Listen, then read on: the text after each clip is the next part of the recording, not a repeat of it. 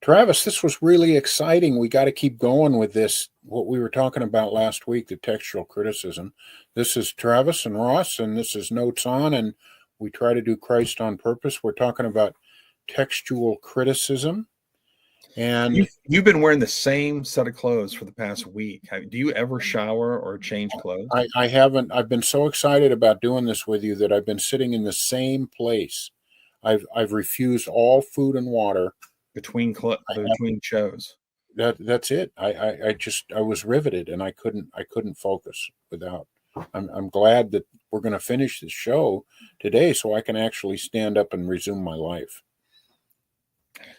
Well, I'm glad to make you excited and fulfill all of your desires in the present moment. Great. So let's start with the question that we talked on last week, Travis. Do you believe that there are any actual contradictions, like A, not A, type of contradictions in the Gospels, or by extension anywhere in the New Testament? My short answer to the question is no. But my extended answer is that let's say you convince me that that is true, that there are legitimate contradictions in the Gospels. I would still believe that Jesus rose from the dead. And I would still believe that the fundamental facts surrounding his life and death are actual facts. And I would believe that the resurrection is still the best explanation of those facts. So I think what we would call mere Christianity is true. I would have to reject the inspiration of the New Testament if that were all shown to be true. That would not be a great place to be, but that would be a different issue. So I guess we could talk about what those facts are and maybe a few reasons why scholars generally hold to them. Yeah. And then maybe why the resurrection is the best explanation, and then maybe talk about some of those contradictions and take them on face to face. So is this like Gary Habermas's minimal facts hypothesis? Why don't you tell us what that is, Travis? And he's kind of built a career on that. Yeah, Gary Habermas, who I had the privilege of getting to know a little bit at the conference. His table was right next to mine, and he, for those of you that are interested in his work, there is a wonderful little work called "The Case for the Resurrection of Jesus" that he and Mike Licona wrote that I think every Christian should read. It's written for a popular audience, and they basically take you through the minimal facts approach.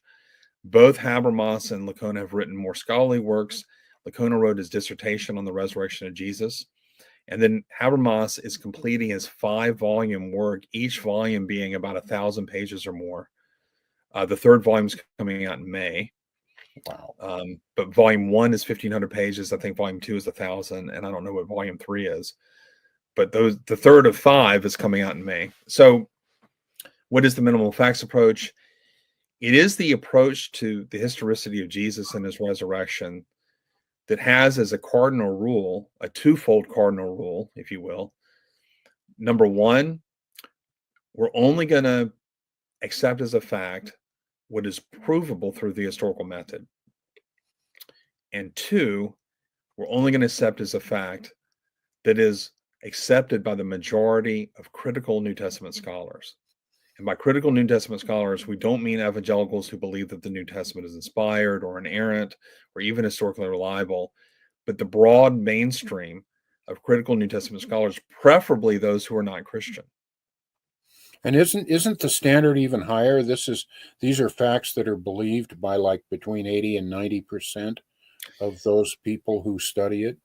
It's more like 80 and 99%. Okay. So Habermas has never really given a percentage of what he means by majority. It's clearly well over 50%, and he prefers something in the 80s, but he's never put a particular percentage of scholars that he says must meet this threshold, and therefore it's the majority.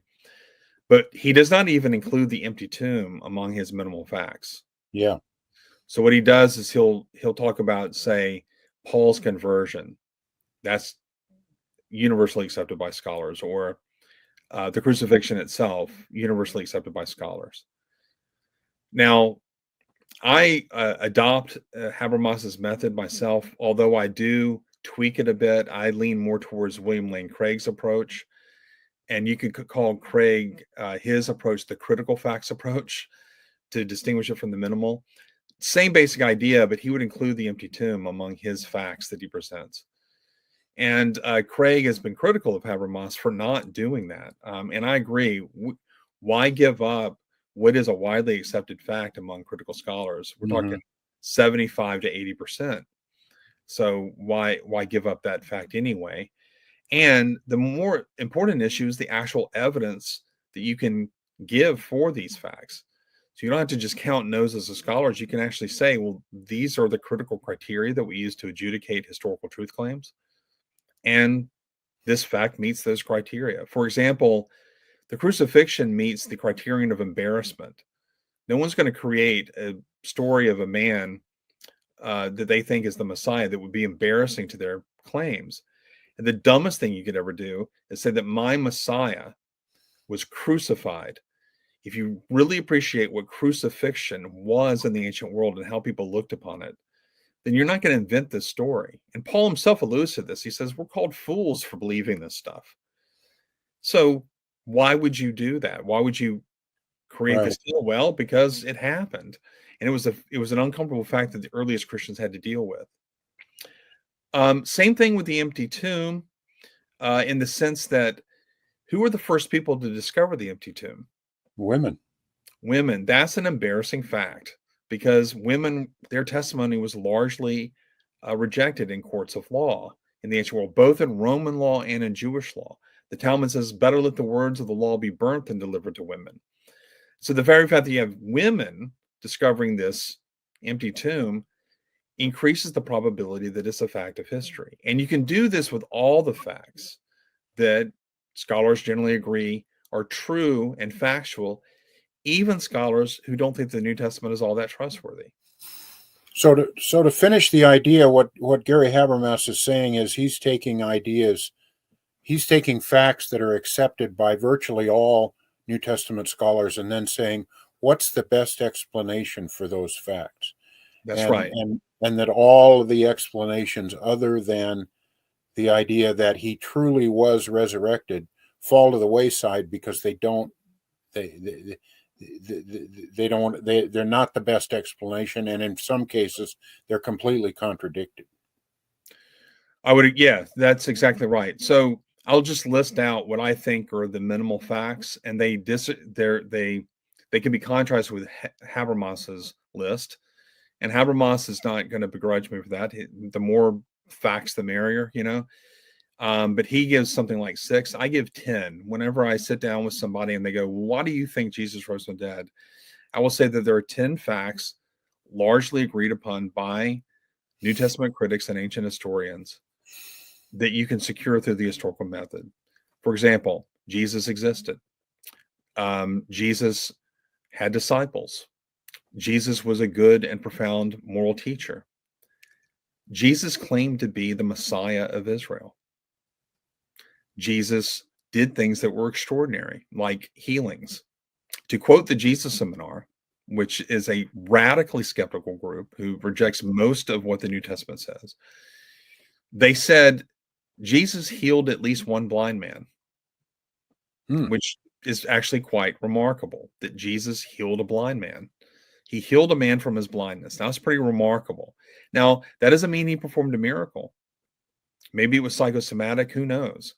But he's still doing something that is extraordinary, even if not miraculous. In fact, we're not going to begin with the idea that Jesus is performing miracles, because that would beg the question, wouldn't it? Yeah. I mean, if you believe he's already performing miracles, then you almost have to believe that the resurrection is true. But you can at least be a little bit more neutral and say, well, he's doing something that's extraordinary. So you have a man who's a good moral teacher, claiming to be the Messiah, and performing extraordinary deeds. As I indicated, everyone believes that he was crucified. The vast majority of scholars will say that he was buried in Joseph of Arimathea's tomb. It was an honorable, or at least a a proper burial, if not an honorable one. The empty tomb is secured by things like the criterion of embarrassment.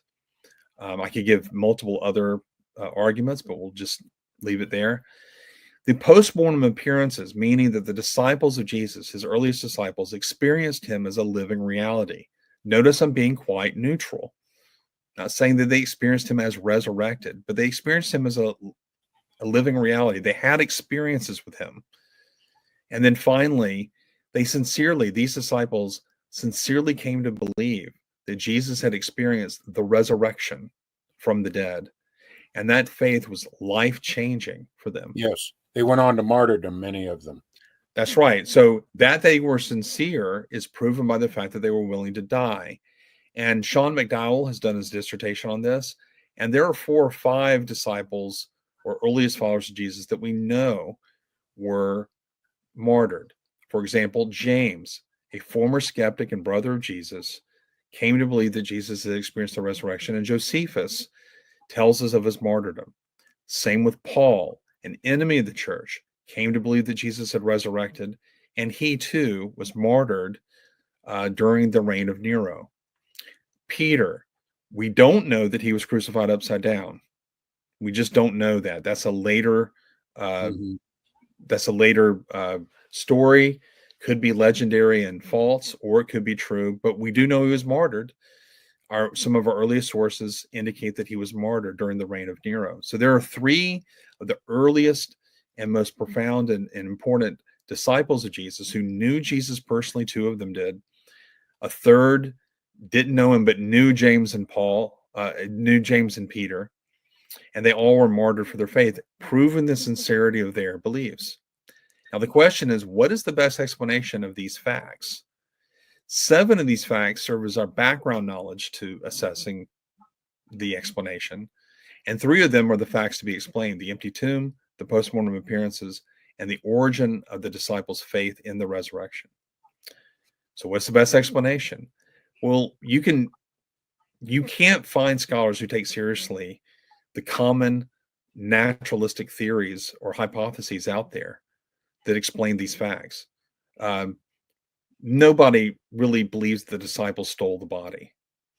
That just isn't taken seriously. Nobody believes that Jesus swooned in the tomb and showed up and presented himself as the risen Lord to the disciples. If he swooned in the tomb, and that means he didn't die, and his crucified body, still living, was thrown in the tomb. If he did get out of the tomb and tiptoe through the guards that were guarding it, or if you just want to stipulate that the guards weren't there and that's just something Matthew made up, even so, once Jesus gets to his disciples, they're not going to worship him as the risen Lord. They're going to try to give him medical attention. Yeah. So nobody takes it seriously. Nobody really takes seriously the hallucination idea, because the hallucination hypothesis would require that the 12 or 11 disciples, Judas was not there, they all had the same hallucination. And in the literature, you just don't find multiple people experiencing the same hallucination. And even if you did, it wouldn't explain how James came to believe that Jesus had risen. And even if you did extend the hallucination to him, it wouldn't explain Paul. So you have several hurdles to get through just to get to an hallucination hypothesis that is plausible. And even then, you're not going to have an explanation for the empty tomb. Right. Yeah. And finally, where did they come up with this belief in the resurrection? Nobody takes seriously the idea that they heard a story about a rising God and came to believe that Jesus had risen on that basis. So where did they come up with the idea? Jews did not believe in a resurrection of a single man in the middle of history. So they didn't get it from the Jews. So where did they come up with this idea? The best explanation is that they encountered the risen Jesus, and they came up with this idea because they experienced him as the risen Jesus. And notice that the resurrection hypothesis has better explanatory scope and power than all the naturalistic ones. So, for example, if you're going to be an hallucinationist, you're going to have to add to it that the disciples hallucinated Jesus, and then they read pagan literature, and they came to the conclusion of a resurrection, and then they went and stole the body to foist this on the world. And that Right. doesn't. That's a very complicated idea, which contradicts the known facts of history. The And resurrection. Go is ahead. that really what you're going to do if the leader, of your movement that you believed in all of a sudden dies a horrible death? Are you going to say, well, we just need to make up for this and figure out a religion, that looks good so people 2,000 years from now can still believe this? Nobody's going to do that. Yeah, and you're spot on there. And I want the audience to really appreciate the fact that you and I are not just two lackeys that are just trying to foist this on people. I mean, go read the scholarship on this and go read the back and forth between scholars and just ask yourself which is more plausible. And your point is spot on, not because I just like you and like what you're saying. Paul himself noted the fact that he was conscientious of the fact that if he's wrong, he's going to hell. Yeah. In 1 Corinthians 15, he said, we are deceivers. If Christ is not risen, we are deceiving the world. And we're dishonoring God by telling people that God raised him, whom he did not raise. So you have to understand, I mean, if you really believe in a religion, it takes a lot for you to abandon that religion and embrace something else. And Paul is abandoning his own Judaism and embracing Christ. And he did it overnight. He did it Sure. like from one moment to the next. And I think Paul's conversion is one of the minimal facts that Gary Habermas uses sometimes. Yeah. Yeah. And when I speak of the life-changing and sincere faith in Jesus' resurrection, when I speak of that, part of the evidence is the conversion of Paul. Part of the evidence is the conversion of James the skeptic and their martyrdoms. So notice that if you accept a naturalistic hypothesis, you not only have to accept something that is intrinsically implausible, an intrinsically implausible explanation of the fact to be explained, but it forces you to go back and refute the established facts, right? So if you're going to say the disciples of the body, you're going to have to refute the established fact of their martyrdom, because martyrs make poor liars. Right. We're not saying that Jesus rose from the dead because they died for their faith. We're saying that because they died for their faith, they were at least sincere in their faith, and therefore they weren't lying. They may themselves have been deceived, but you can't say that they were deceivers. And if they went and stole the body, that would make them deceivers. That's the point. I mean, we recognize that people can be martyred for things that they sincerely believe that are wrong. I mean, the terrorists that flew planes into the Twin Towers died for Allah, believing that they were going to go to paradise and have access to virgins for eternity. Right. I don't think Islam is true. But nobody would say, well, because they did that, that proves that Islam is true. If Islam is true, you're going to have to establish that through some other means, right? Right. And I'm not saying that Christianity is true because the disciples were martyred. I'm saying that because they were martyred, they were sincere. And when we speak of explanatory scope and power, by explanatory power, we mean the resurrection hypothesis itself makes the established facts more plausible. It gives strength to them. So it makes sense of all these facts, and you don't have to doubt them to believe in the hypothesis of the resurrection. Whereas you have to doubt them if you're going to say the disciples stole the body. Right. Okay. And then it's greater in the explanatory scope because it's a very simple idea that explains all the facts without strain. Whereas the hallucination hypothesis doesn't explain their experiences, their postmortem experiences. But even if it did, it doesn't explain all the facts. It doesn't explain the empty tomb. It doesn't even explain where they came up with the idea of the resurrection. Because if they had hallucinated Jesus, they would have more likely interpreted those experiences as Jesus being translated into heaven, like Elijah, or Jesus' spirit giving them a vision, saying that one day I will return or something like that. Right. I will be resurrected at the end of time with all of you. I mean, that would have been a perfectly plausible understanding of the Messiah. Someone who died, like is predicted. Some people believe that the Messiah, son of Joseph, as opposed to the Messiah, son of David, would die in an apocalyptic battle. They could have reinterpreted all of that and said the Messiah ben Joseph, he died in the spirit of Joseph. He's the son of David who died in the spirit of Joseph's suffering. His spirit is in heaven, and his body will be raised at the end of time, along with all of us, and then he will reign as Messiah, the king who's the inherits David's throne. They could have come up with some story like that, and it would have fit a Jewish paradigm perfectly. Why did they abandon these Jewish venues that they already held to and come up with a very un-Jewish idea of a single man rising in the middle of history? It doesn't make sense. I just think I think it's really cool and very amazing. And I see it as, God's hand in all of this, that 2,000 years later, we have enough historical evidence to actually make this case. Yeah. That we don't, there's a sense, of course, that we take it on faith. We either look at the evidence and believe it or choose to not believe it.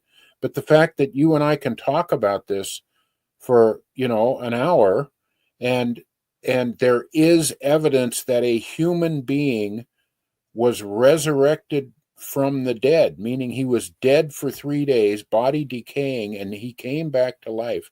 And that happened 2,000 years ago, and we're talking about it. I just think I'm blown away by that. I think that's the coolest thing. I am too. And when people flippantly say, well, people saw Elvis or whatever, here's a challenge, and then we can get into, say, some of the contradictions or so-called contradictions. But here's a challenge that people will often give. They'll say, hey, what if Elvis Presley, the grave that he was buried in, was found empty, and some followers of his had experiences, people were seeing Elvis all the time, and then there were people that died for their faith in Elvis' resurrection. Would you believe that God raised Elvis from the dead? Now, as an aside, I would say I'm not wholly opposed to believing that God has performed miracles, even in people that were not even Christian or not believers in God. I mean, what if you proved to my satisfaction, or at least gave a significant amount of evidence, that Buddha was born of a virgin, as is often claimed? Could I believe that Buddha was born of a virgin? And the answer is yeah. There are evangelical conservative Christians who believe that God can perform miracles in alternative faith traditions that even contradict Christianity. Yeah. But I would interpret it. But if I did believe that God did that, I would be rejecting Buddhism, because Buddha said there was no God. So, but do I believe that God can work a miracle in the life of someone who says God doesn't exist? Of course I can.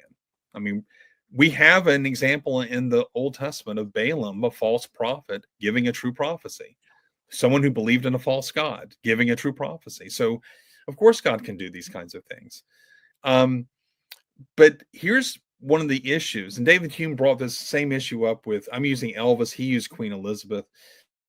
But the point is that even if I had all that evidence, that wouldn't be good evidence for Elvis experiencing the resurrection. And here's why. One of the things about Jesus, and William Lane Craig does a wonderful job pointing this out. He got this when he studied the deist controversy. The historical argument for the resurrection during the deist controversy is the title of his dissertation, where he explores how Christians in the 18th century, 17th century defended the resurrection. And he points out that these Christian scholars noted the religio-historical context in which Jesus was doing his ministry. Jesus is not just some guy who believed that there was a God, nor is he a monarch that reformed the Church of England, nor is he a rock star that people thought could walk on water.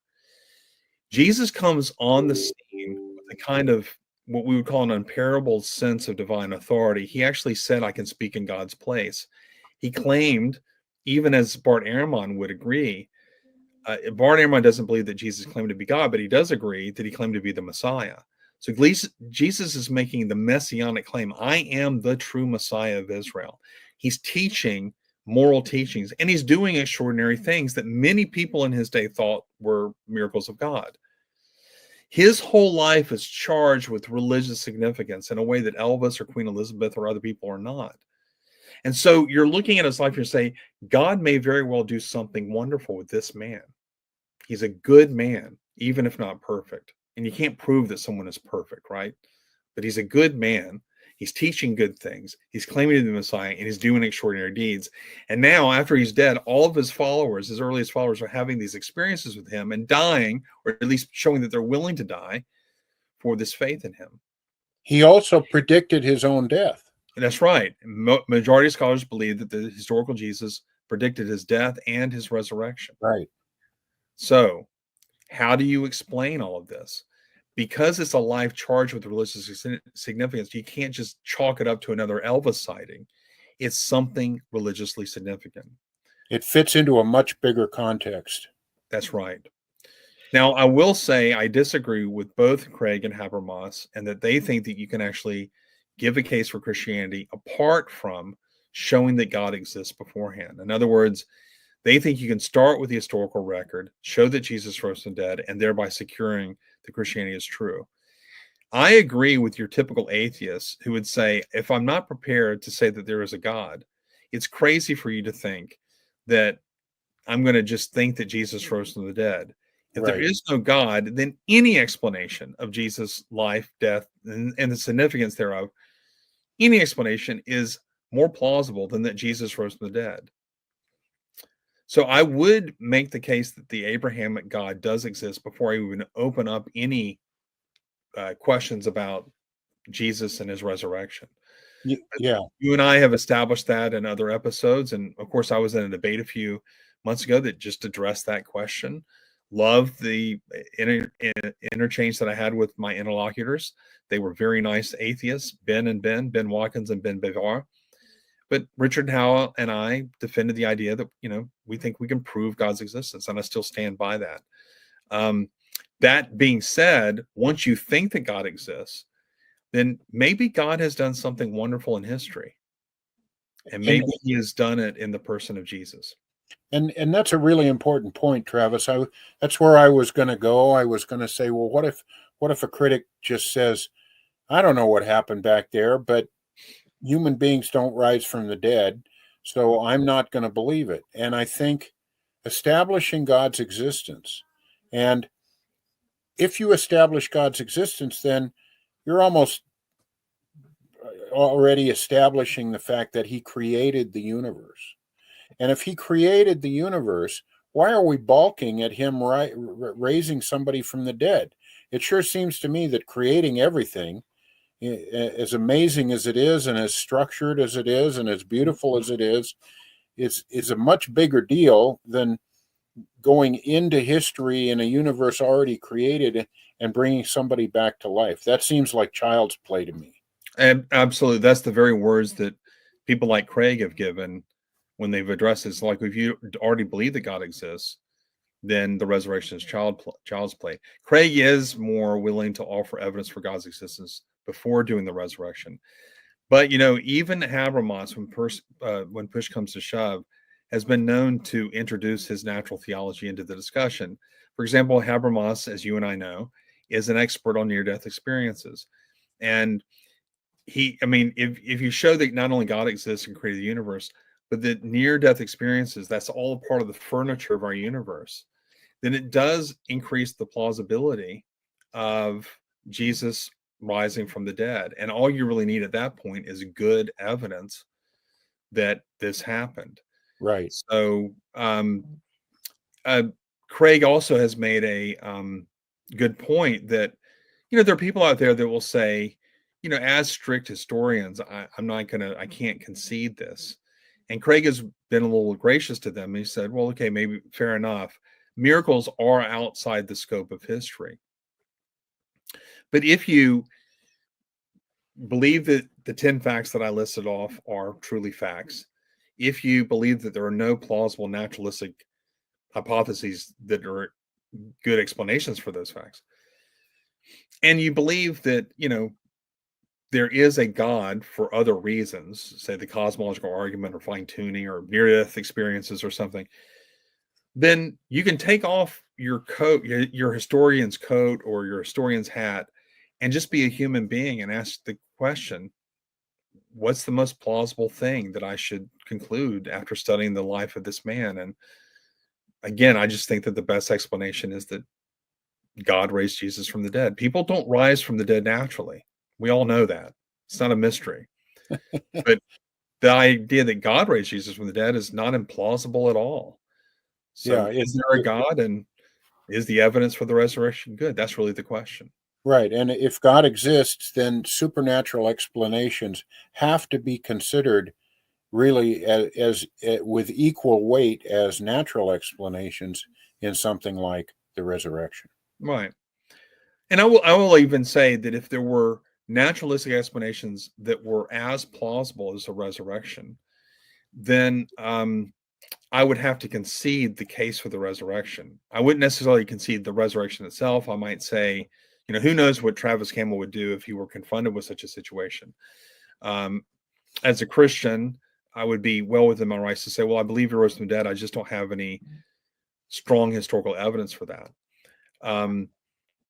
So I'd have to concede the point, because the naturalistic explanations are just more plausible than supernatural ones, and all things being considered.